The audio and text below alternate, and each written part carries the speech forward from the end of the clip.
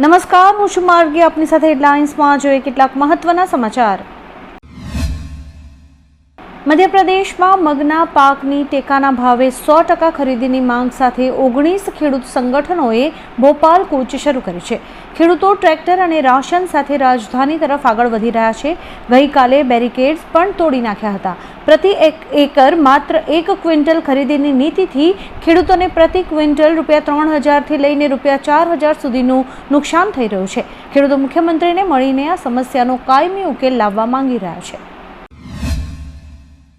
રાજકોટમાં દીકરીની ટ્યુશન શિક્ષિકા સાથે પતિના અફેરનો વિરોધ કરવા બદલ પત્ની પર ઢોર માર માર્યાનો એક કિસ્સો સામે આવ્યો છે. પતિ દ્વારા કારખાનામાં ગળું પકડીને કરવામાં આવેલી મારઝૂડના સીસીટીવી વિડીયો સોશિયલ મીડિયા ઉપર વાયરલ થયા છે. અગાઉ સમાધાન થયા બાદ પણ પતિ ફરી શિક્ષિકા સાથે ફરતો હોવાથી પત્નીએ તેનો વિરોધ કર્યો હતો. આ ઘટના બાદ પરિણીતાએ મીડિયા સમક્ષ આવીને ન્યાયની ગુહાર લગાવી છે. સંસદના ચોમાસુ સત્રની શરૂઆત ભારે હંગામા સાથે થઈ હતી. લોકસભાની કાર્યવાહી શરૂ થતાં જ વિપક્ષી સાંસદોએ વિવિધ મુદ્દાઓને લઈને જોરદાર વિરોધ પ્રદર્શન શરૂ કર્યું હતું, જેના કારણે સદનની કાર્યવાહી બપોરે 12 વાગ્યા સુધી સ્થગિત કરવી પડી હતી. બીજી તરફ રાજ્યસભામાં પણ વિપક્ષનો હંગામો જારી રહ્યો હતો. ખડગેએ લોકતંત્ર સુરક્ષિત ન હોવાનો આરોપ લગાવી સરકાર પાસે વિવિધ મુદ્દાઓ પર જવાબ માંગ્યો હતો. હવામાન વિભાગે તાત્કાલિક બુલેટિન જારી કરીને ગુજરાતના 19 જિલ્લાઓમાં આગામી 3 કલાકમાં ગાજવીજ અને 40 કિલોમીટરની ઝડપે પવન સાથે વરસાદની આગાહી કરી છે. મહીસાગર, દાહોદ, વડોદરા, અમદાવાદ અને ગાંધીનગર સહિત ઉત્તર, મધ્ય તેમજ દક્ષિણ ગુજરાતના અનેક વિસ્તારોમાં તોફાની વરસાદી ઝાપટા પડી શકે છે. નાગરિકોને વીજળીના થાંભલાની નજીક કે વૃક્ષો નીચે ન ઊભા રહેતા સલામત સ્થળે આશ્રય લેવાની અપીલ કરાઈ છે. 2 એકાઉન્ટ બ્લોક કરાયા બાદ પણ સોશિયલ મીડિયા ઇન્ફ્લુએન્સર કીર્તિ પટેલે ત્રીજો એકાઉન્ટ શરૂ કરીને પોલીસને જાણે કે પડકાર ફેંક્યો છે. માત્ર 2 દિવસમાં એકાઉન્ટ પર 10,000થી વધુ ફોલોઅર્સ થઈ ગયા છે. સાયબર એક્સપર્ટ અનુસાર એકાઉન્ટ બંધ કરાવવાનો કોઈ કાયમી ઉપાય નથી. 13 લાખ ફોલોઅર્સ ધરાવતી કીર્તિ અન્ય માધ્યમોથી પણ પોતાની રીલ્સ વાયરલ કરી શકે છે. દિલ્હી પોલીસે સીજેપી પ્રદર્શન દરમિયાન હિંસા, ભ્રામક માહિતી અને અફવાઓ ફેલાવવા બદલ ફેસબુક, ઇન્સ્ટાગ્રામ, એક્સ અને યુટ્યુબને નોટિસ પાઠવી છે. આંદોલન સમયે સોશિયલ મીડિયા પર હજારો fake post, deep fake video અને એડિટ કરેલા ફોટા અપલોડ કરીને દેશનો માહોલ બગાડવાનો પ્રયાસ કરાયો હતો એવો દિલ્હી પોલીસે આક્ષેપ કર્યો છે. આ તમામ વિવાદિત એકાઉન્ટ્સ અને ભ્રામક કન્ટેન્ટ તાત્કાલિક અસરથી હટાવી લેવા માટે કડક આદેશ અપાયો છે.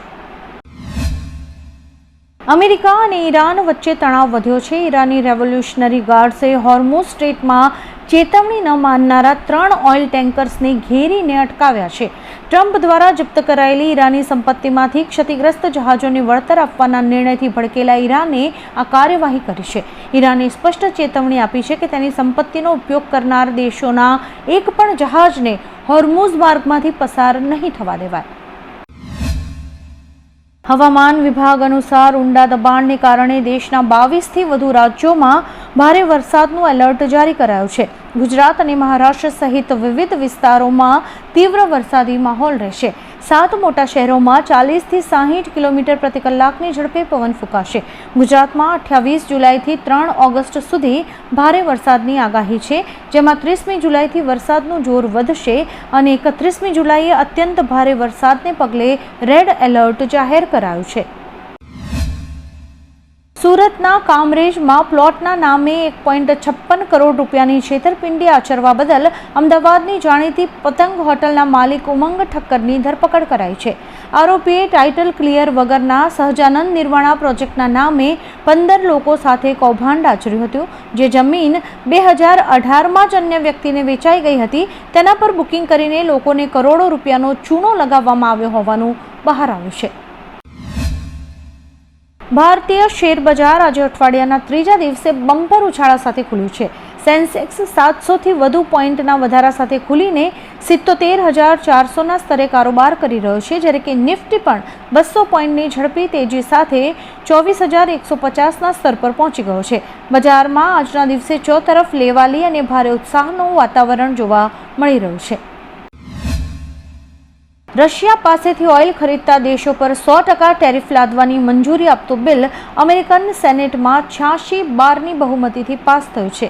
આ બિલ કાયદો બનતા જ ભારત, ચીન સહિત 5 દેશો પર અમેરિકી પ્રમુખ ડોનાલ્ડ ટ્રમ્પને ભારે ટેરિફ લાદવાની સત્તા મળશે. પશ્ચિમ એશિયા સંકટ વચ્ચે રશિયન ઓઇલ પર નિર્ભર ભારતીય રિફાઇનરીઝ માટે આ એક નવો ખતરો ઊભો થયો છે. સપ્ટેમ્બરમાં હાઉસ ઓફ રિપ્રેઝેન્ટેટિવ્સમાં બિલ રજૂ કરાશે. કોમનવેલ્થ ગેમ્સના 6થા દિવસે ભારતીય ખેલાડીઓ વેઇટ લિફ્ટિંગ, બોક્સિંગ, સ્વિમિંગ અને એથ્લેટિક્સ જેવી રમતો માટે મેદાનમાં ઉતરશે. સંજુના મહિલા 77 kg ફાઇનલમાં ગોલ્ડ મેડલ માટે રમશે, જ્યારે કે boxer Sachin Siwach quarter final match રમશે અને જો તે જીતશે તો ભારત માટે એક મેડલ પાકો થઈ જશે. આજે રમતના દિવસે કુલ 26 ગોલ્ડ મેડલ ઇવેન્ટ્સ યોજાશે, જેમાં સૌથી વધુ 11 સ્વિમિંગ માટે અને 8 એથ્લેટિક્સ ઇવેન્ટ્સનો સમાવેશ થાય છે. ઓવૈસી અને રાહુલ ગાંધીના નિવેદનો પર કેન્દ્રીય મંત્રી કિરેન રિજિજુએ આકરા પ્રહારો કર્યા છે. તેમણે જણાવ્યું કે દેશને ગેરમાર્ગે દોરીને બરબાદ કરવાના પ્રયાસો સામે કોઈ સહેમત નહીં થાય. વિદ્યાર્થીઓના મુદ્દાને ધ્યાનમાં રાખીને જૂના બિલમાં સુધારો કરીને નવું બિલ લાવવામાં આવ્યું છે. ગૃહની બહાર બોલીને રાહુલ ગાંધી માત્ર હેડલાઇન્સ જ મેળવી શકે છે, પરંતુ તેનાથી દેશને કોઈ જ ફાયદો નથી થવાનો. સીજેપી પ્રમુખ અભિજીત દીપકે ફરી એક મોટા આંદોલનની ચેતવણી આપી છે. તેમણે જણાવ્યું કે જો પોલીસ દ્વારા વિદ્યાર્થીઓને હેરાન કરવાનું જારી રહેશે તો કોકરોચ જનતા પાર્ટી મોટું વિરોધ પ્રદર્શન કરશે. આ અગાઉ સીજેપીના પ્રવક્તાઓએ આરોપ લગાવ્યો હતો કે વિવિધ સ્થળોએથી પ્રદર્શનકારીઓને પરેશાન કરાઈ રહ્યા છે. તેમણે સરકારને પોતાની બાંહેધરી અને વચનો પૂરા કરવા માટે રજૂઆત કરી હતી. પેપર લીક સાથે જોડાયેલા બિલ પર સરકાર આજે લોકસભામાં પોતાનો જવાબ આપશે. સરકાર તરફથી ગૃહમાં કોણ જવાબ આપશે તે હજુ નક્કી નથી થયું. વિપક્ષે આ બિલ પર સવાલો ઉઠાવતા આક્ષેપ કર્યો છે કે તેને ઉતાવળમાં લાવવામાં આવ્યું છે. ઉલ્લેખનીય છે કે સંસદના ચોમાસુ સત્રનો આજે 8મો દિવસ છે. 20મી જુલાઈથી શરૂ થયેલું આ સત્ર 13મી ઓગસ્ટ સુધી ચાલશે.